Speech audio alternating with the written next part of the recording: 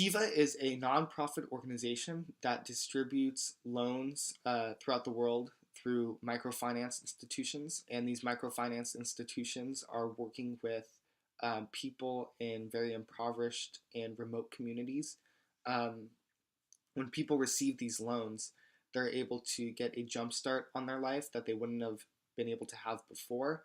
Um, they can start their own business. They can improve their living conditions. They can buy a couple more farm animals or tools that will improve their farm.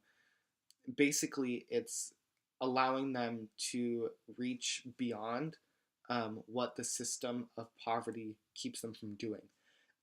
Poverty is built into our politics, our global economics.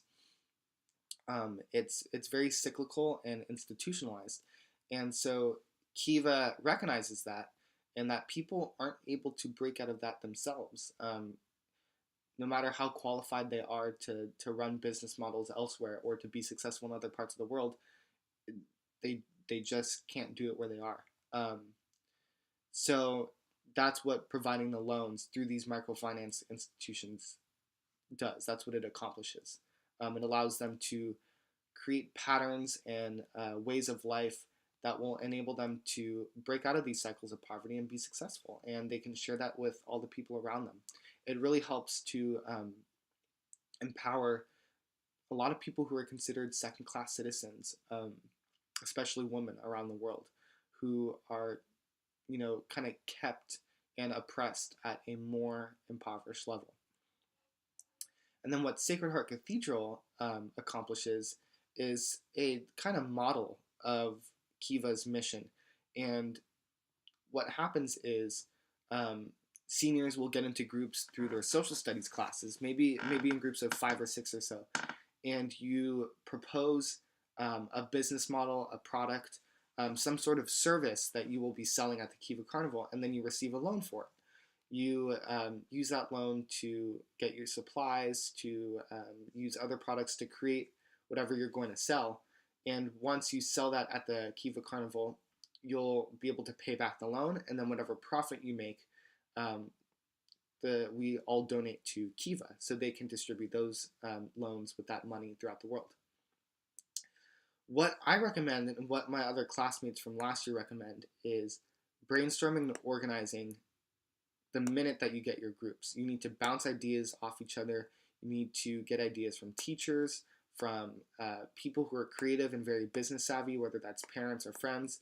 Identify what's really popular and what's wanted right now.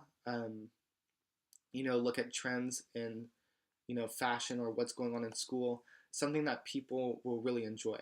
Last year, people loved a lot of the games that groups put on, like whack-a-mole, but there were students inside, or throwing pies at teachers. And other things that always sell are, like really fancy, deliciously oddly created cupcakes. Um, it's stuff like that.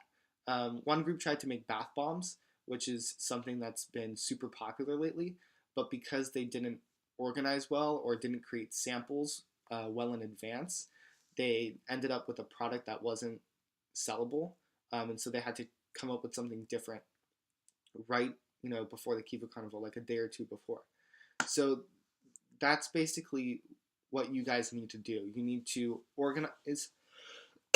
You need to organize and brainstorm from the get-go, whether that is either through spreadsheets, through email, something that is very instantaneous, in which people can communicate from anywhere.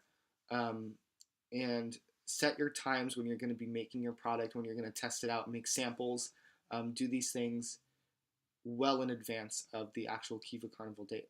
And if you guys are organized and always communicating, you guys should be fine. So have a very fun and successful Kiva Carnival.